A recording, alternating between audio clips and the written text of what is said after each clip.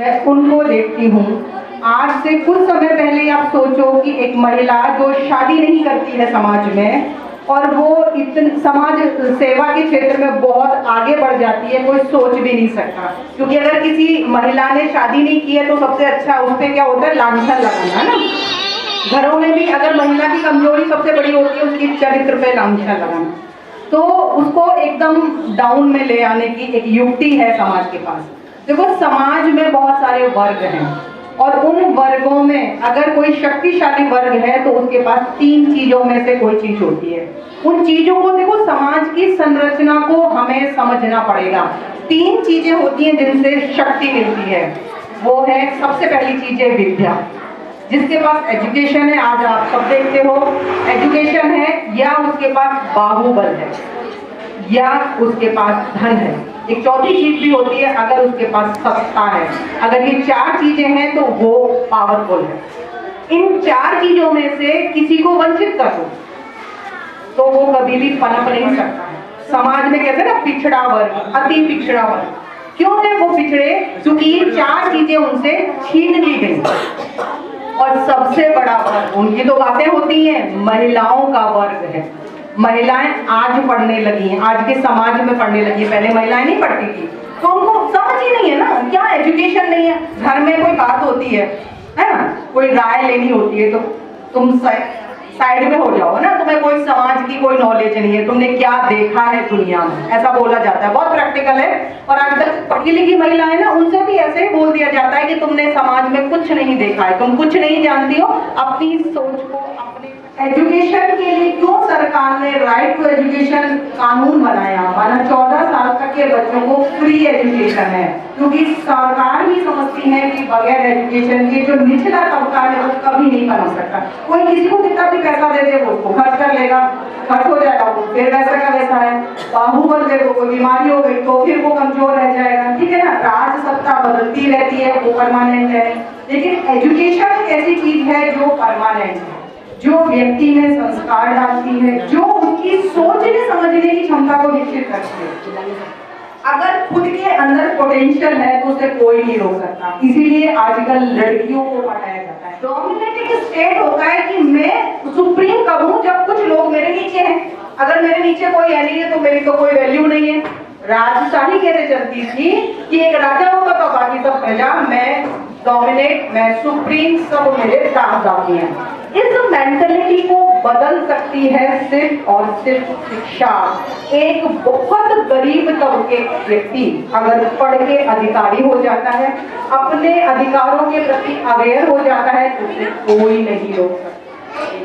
वो बड़े बड़े अधिकारियों को, बड़े बड़े नेताओं को, बड़े बड़े सिस्टम को हिला सकता है। शक्ति कि हमको कोई ऐसे बोल देता है कि तुम्हें कुछ समझ नहीं है, तुमने दुनिया नहीं देखी। हम आधी दुनिया है, आधी दुनिया तो देखी है ना मैं आधी दुनिया ओम करने वाली हूँ, मुझसे आधी दुनिया है। तो कोई मुझे कैसे कह सकता है कि तुमने दुनिया नहीं देखी? वाकई मैंने वो आधी दुनिया भी नहीं देखी। ये मेरी कमी कमजोरी है। अभी तक जो हुआ उस पे रोना नहीं है, हमने जो लाइफ जी उस पे रोना नहीं है। अब देखना है कि हम अपना जीवन ऐसे ही दे देती है। कोई अपनी बेटी को कोई ऐसे ही दे देता है क्या? बाल ब्रह्मचारिणी शब्द भी नहीं सुने थे। 9 देवियां होती है ना, उनमें एक देवी होती है बाल ब्रह्मचारिणी। तो वो ये जो देवियां हैं, चैतन्य देवियां घूम रही, क्या सिखाती हैं हमको? ये जो मैं आपसे बोल रही हूँ ना, ये मेरे जीवन में है, लेकिन मैंने सीखा इन्हीं से। ये जो संघर्ष करने की क्षमता है, हमारे अंदर सब कुछ है। अर्धनारीश्वर कहा जाता है शिव जी। तो 2 शक्तियां काम करती हैं समाज में। पुरुष एक शक्ति है, नारी एक शक्ति है। भगवान क्या आता है तो इनमें संतुलन बिठाता है। अभी संतुलन बिगड़ गया, इम्बैलेंस क्रिएट हो गया है, imbalance of energies. Feminine, masculine, 2 he energy काम करती है, या तो औरत है या पुरुष है। तो क्या वही डोमिनेटिंग सोच है कि मैं सुप्रीम कैसे हूं, मैं सबऑर्डिनेट किसी को बनाऊं, तब फिर मैं राजा हूं। शक्ति को समझा जाए जिसमें सहन भी हो रहा है और शक्ति भी आ रही है कि नहीं? अच्छी बात कि मैं शक्तिशाली भी बन जाऊं और मेरी बातें भी सहन हो जाए, ये शक्ति है। इसको मेडिटेशन से अचीव कर सकते हैं। मैंने प्रैक्टिकल में इस चीज को अचीव किया है और मैं चाहती हूँ, मैं जिस भी महिला को देखती हूँ मैं ये सोचती हूँ, मन में ये संकल्प करती हूँ, शुभ भावना करती हूँ कि इसको इसका सत्य परिचय दूं। ये इतनी कमजोर नहीं है कि जा रही है अंधेरा उस गली के मोड़ पे तो किसी को फोन करके बुला ले कि बेटा मुझे ले जाओ, उस गली में अंधेरा है। क्यों अंधेरा है? जंगल तो नहीं है ना कोई जानवर मुझे मार डालेगा, है तो इंसान ही, लेकिन मैं उस इंसान से खुद को कमजोर समझती हूँ। वो चौराहे पे खड़ी एक सिपाही नहीं समझती खुद को कमजोर, वो बॉर्डर पे खड़ी हुई सिपाही नहीं खुद को कमजोर समझ रही, लेकिन मैं अपनी गली मोहल्ले की गली में खुद को कमजोर समझ रही। उन्होंने माना है कि मैं कमजोर नहीं हूँ और हमको अभी मानना बाकी है कि मैं कमजोर नहीं, कि वाकई ही नारी शक्ति है। नवरात्रे आते हैं, आने वाले हैं, 9 शक्तियों का आह्वान करते हैं। आजकल खाना पूर्ति होती है, देवी की प्रतिमा की पूजा होती है, काम हो गया 9 दिन खत्म। लेकिन परंपरा क्या थी कि शक्तियों का 9 दिन आह्वान किया जाता है, व्रत किया जाता है कि मैं 9 दिन अपने अंदर शक्तियों का आह्वान करूं। कोई नहीं जानता, बस दिया जला दो, फूल चढ़ा दो, काम खत्म। मुझे तो कुछ मिला ही नहीं, मैंने 9 दिन व्रत किए, कमजोरी और आ गई, मुझे तो कुछ मिला ही नहीं। मुझे तो आज भी चौराहे पे अंधेरे में 9 बजे के बाद डर लगता है। तो फिर मैंने क्या देवी से सीखा, वो तो शक्ति है, शिव शक्ति है, छोटी मोटी शक्ति नहीं है, वो शिव शक्ति है। तो जब मैं उसे शक्ति नहीं ले पा रही, मैं आज भी उतना ही डर रही हूँ, तो कहीं ना कहीं कनेक्शन लूज है, कुछ ज्ञान की कमी है। मुझे पता नहीं कि ये जो मूर्ति है, इसमें जो शक्ति है, उस शक्ति का मैं अपने अंदर कैसे आह्वान करूं, ये समझाता है हमें ये ध्यान योग। 10 मिनट आपको करना है, आप खुद फील करोगे कि वो जो सहन करना है ना, अब वो मेरी कमजोरी नहीं रहा है, अब वो मेरी शक्ति बन गया है। ऐसे ही वो अष्ट शक्तियां हैं ना, 9 दुर्गाओं का गायन है, तो अष्ट शक्तियां हैं, वो हमें अपने अंदर जागृत करती हैं। और मैं आपको प्रैक्टिकल बताती हूँ, ऐसा मैंने महसूस किया है कि आपकी आंखों से लोग डर जाएंगे, क्योंकि आपके अंदर शक्ति है। कोई अट्टा कट्टा व्यक्ति हो, पहलवान हो, उसकी बाइक किसी से भिड़ जाए तो कोई पलट के उससे पंगा नहीं लेगा, क्यों? पहले पीट देगा, 2 मिनट 2 रख देगा मेरे, तो बच के निकल लो, कोई बात नहीं, और उल्टा सॉरी बोल जाते हो। शक्ति से डरते हैं लोग। मुझे शक्ति बनना है, शिव शक्तियां बनना है। ये जो दीदियां हैं संस्था के बारे में आप अगर ऑनलाइन गूगल पे पढ़ो, कैसे भी पढ़ो, तो आपको समझ में आएगा। दादियां थी, इनकी जो सीनियर दीदियां थी, उनको दादियां कहते हैं। कोई 8वीं पास, कोई अनपढ़, उन्होंने ऐसी संस्था बना दी जो विश्व की सबसे बड़ी संस्था है, जिसे महिलाओं द्वारा गवर्न किया जाता है। आज हम 4 लोग इकट्ठे नहीं कर सकते एक मत होके, झगड़ा हो जाता है, 2 साल 2 महीने के बच्चे। यहाँ 40,000 समर्पित रहने लगा। कहते हैं सब कुछ हो सकता है दुनिया में, 2 औरतें साथ नहीं है ना, अपवाद। 40,000 बहनें, 148 कंट्रीज में इनकी शाखा है। विदेशों में कौन करता है शिव बाबा को? शक्तियों को लेकर सब जानते हैं। शक्तियां आंखों से दिखती हैं, शक्तियां मेरे कपड़ों से दिखती हैं, शक्तियां मेरे चाल ढाल से दिखती हैं।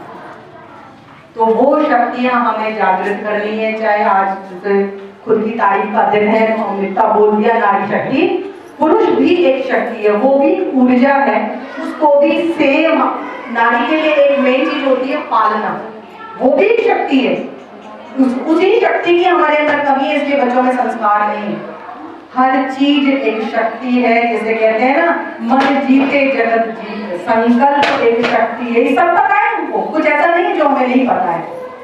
तो हम उसको मानते हैं कि ये चीजें सिर्फ बोलने की है, ये प्रैक्टिकल नहीं है, प्रैक्टिकल लाइफ में नहीं चलता है। ये दीदियां जो हैं उनकी जीती जागती सबूत हैं, इन्होंने अपने जीवन में दिखाया। ये कहीं भी जाती है, घर घर जाती है।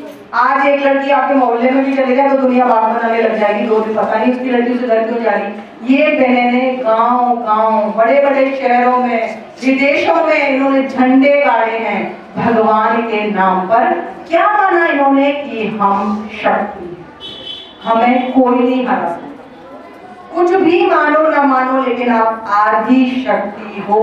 इस दुनिया को जो चला रही है ना शक्ति, 2 शक्ति काम कर रही हैं, पुरुष की शक्ति शक्ति, नारी की शक्ति, आप आदि शक्ति। क्यों भूल जाते हो इस बात को? ये आप आदि शक्ति, और शक्ति मिलती है एकता से। घरों में ही एकता नहीं है। सोचो जरा, मुझे ऐसा बनना है, ऐसा ज्ञान लेना है। बहुत सारी माताएं कहती है हम तो पढ़े लिखे नहीं, हम क्या करें, लेकिन अब तो ले सकती है। कोई जरूरी थोड़ी कि वो साइंस की नॉलेज आप लो। आप शास्त्र पढ़ो, आप अच्छी अच्छी कहानियां पढ़ो, आप ये रानी लक्ष्मीबाई का इतिहास पढ़ो, सुनो। आजकल तो गूगल पे सब आता है, आजकल यूट्यूब पे सब आता है, सारी माताओं पे फोन होते हैं। कुछ अपने आप को अंदर से चेंज करो। क्या होता है कि कोई परेशानी आती है ना घर में, जैसे बच्चा लेट हो गया, किसी ने फोन किया, अच्छा आपके बच्चे का एक्सीडेंट हो गया, सबसे पहले माता रोने लग जाती है। क्यों रोती है वो? पुरुष नहीं रोएगा, वो रोती है, सोचते कमजोर है ना, माँ है, माँ कमजोर नहीं होती। क्यों रोना आता है? हमको लड़ना भी आता है, लेकिन गुणों के साथ। ऐसे नहीं पड़ोसियों से नाक पे लड़ पड़े। सोचो पहले क्या इसे दूसरे तरीके से किया जा सकता है, इस विवाद का निपटारा। क्यों होता है? क्या क्या क्या बोलते हैं समाज में, ये जो माता है ना, आजकल फोन आ गए, लड़कियों के घर बर्बाद कर देती है। मंच पे आसीन सब मातृशक्तियों को मेरा प्रणाम, और उस मातृशक्ति में हमारी श्रीमती जी है, उनको भी प्रणाम। क्या बात है। बहरहाल यहाँ सबने बड़े अच्छे अच्छे विचार रखे, और आज वाकई महिला अंतर्राष्ट्रीय दिवस के मौके पे आज महिलाओं का दिन है। और अपने भाई महिलाओं का जिनका दिन होता है तो उनका अपने आप में एक बात होती है। तो जैसा कहा था मैडम ने कि अपनी आज पढ़ाई खूब करनी है, तो बाकी सबने अपने अच्छे अच्छे विचार रखे।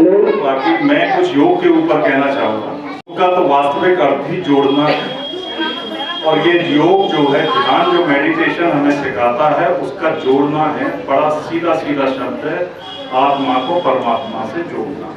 यही सीख है योग की, और इसका मेन कॉन्सेप्ट ही यही है। इसमें कोई बहुत ज्यादा कोई वैसा तामझाम नहीं है, बस सीधा सीधा है अपने आप को परमात्मा से जोड़ना। और हमने भी भाई जोड़ लिया है, श्रीमती जी ने हमें जोड़ना सिखाया। और वाकई बहुत बड़ा इंस्टीट्यूशन है, बहुत बड़ा यज्ञ है, और विश्व का आप यकीन करोगे सबसे बड़ी संस्था है। लोग जानते नहीं है इसके बारे में।